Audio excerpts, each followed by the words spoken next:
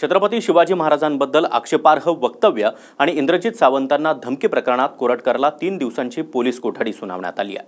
मोठ्या पोलीस बंदोबस्तात असतानाही कोरटकरवर संतप्त शिवप्रेमींनी धावून जाण्याचा प्रयत्न केला, पण पोलिसांनी त्या शिवप्रेमींना रोखलं। नेमकं कोर्ट परिसरामध्ये काय घडलं पाहूयात, त्याच संदर्भातला एक स्पेशल रिपोर्ट।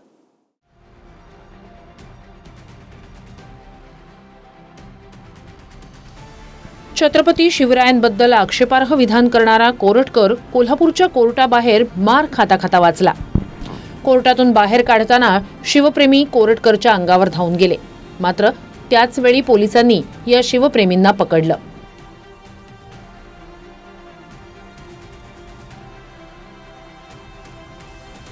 कोरटकरला 3 दिवसांची पोलीस कोठडी सुनावण्यात आली। तेलंगणातून अटक झाल्यानंतर त्याला कोल्हापूरच्या कोर्टात हजर केलं, पण सुनावणीनंतर बाहेर काढत असतानाच संतप्त शिवप्रेमींनी कोरटकरच्या दिशेने चाल केली। त्याचवेळी आधीच अलर्ट असलेल्या पोलिसांनी या शिवप्रेमींना पकडलं आणि कोरटकरला गाडीत बसवून पोलीस स्टेशनच्या दिशेने रवाना केलं।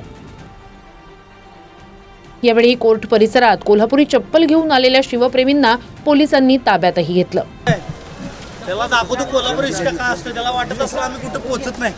हां, छत्रपती शिवाजी महाराजांच्या बाबतीत ते बांधणार नाही, कोल्हापूरकर कधीच सहन करणार नाही। त्याची अवकाश काय महाराष्ट्रासाठी,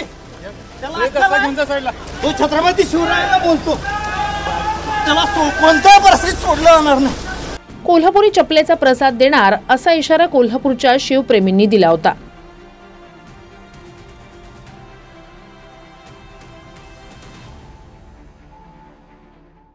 त्यामुळे कोल्हापूरच्या कोर्ट परिसरात आधीच चोख बंदोबस्त लावला आणि मेन गेटनं न आणता कोरटकरला पोलीस मागच्या गेटनं घेऊन आले।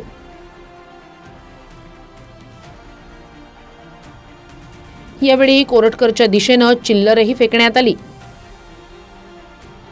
प्रशांत कोरटकर आता 3 दिवस कोल्हापूर पोलिसांच्या कोठडीत असेल, मात्र हा कोरटकर तेलंगणात काँग्रेसचे नेते विजय अंकमल यांच्या घरी लपला होता असा आरोप भाजपचे आमदार राम कदम आणि परिणय फुके यांनी केलाय।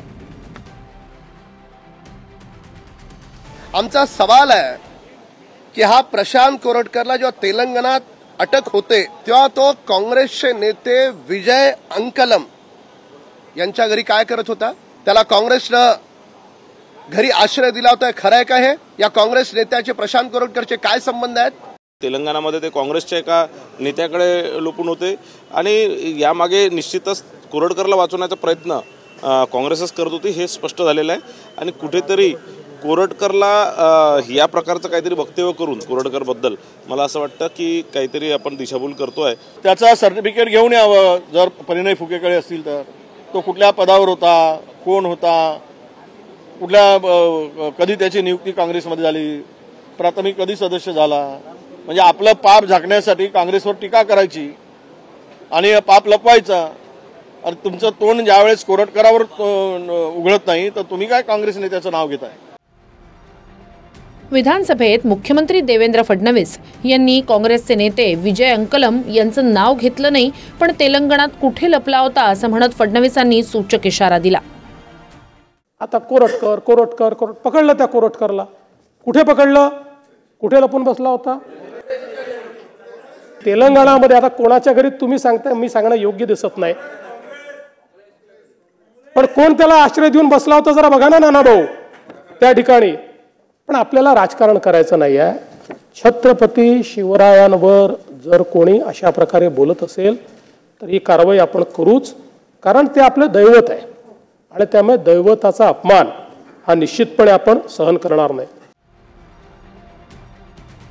महिन्याभरानंतर फरार कोरटकर पोलिसांच्या हाती लागला, पण त्याला चंद्रपूरमध्ये कोंडावार नावाच्या पीआयनं मदत केल्याचा आरोप वडेट्टीवारांनी केलाय। तर कोरटकर चंद्रपूरच्या पोलीस मुख्यालयाच्या बाहेरच काही दिवस होता का याचीही चौकशी करण्याची मागणी असीम सरोदे यांनी केली आहे। त्याचा सीसीटीव्ही फुटेज त्या हॉटेलमधलं काढल्या घेण्याची माहिती आमच्याकडे आलेली आहे। तिथे एक कोंडावार नावाचे अधिकारी आहेत, ते क्राईम ब्रांचला आहेत, ते भेटल्याची माहिती प्रथमदर्शनी आमच्याकडे आली आहे। आम्ही काय हॉटेलच्या वेटरकडे ती माहिती गोळा केली, त्यांनी त्या लोकांनी तिथल्या नाव गुप्त ठेवण्याच्या अटीवर कोंडावार नावाचे पीआय क्राईम ब्रांच आहे ती त्याची सेवा करत होते हे आम्हाला माहिती मिळालेली आहे. संपूर्ण महाराष्ट्र भावनिकदृष्ट्या व्यथित झालेले असताना हे मात्र तिथे मजा करत फिरत होते सगळीकडे आणि अक्षरशः चंद्रपूरच्या पोलीस मुख्यालयासमोर राहिले असं म्हणतात.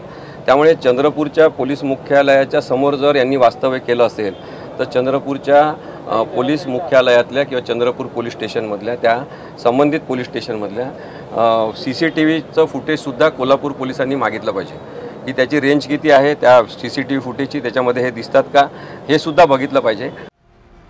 इतिहासकार इंद्रजित सावंत यांना फोनवरून कोरटकरनं धमकी दिली आणि छत्रपती शिवाजी महाराजांबद्दल आक्षेपार्ह वक्तव्य केली.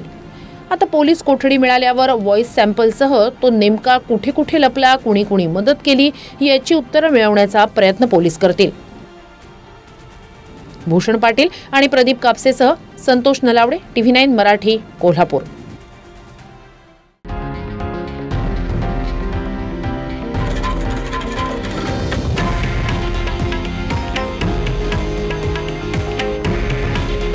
हे आहे देशातील नंबर 1 न्यूज नेटवर्क आणि आपण पाहत आहात TV9 मराठी.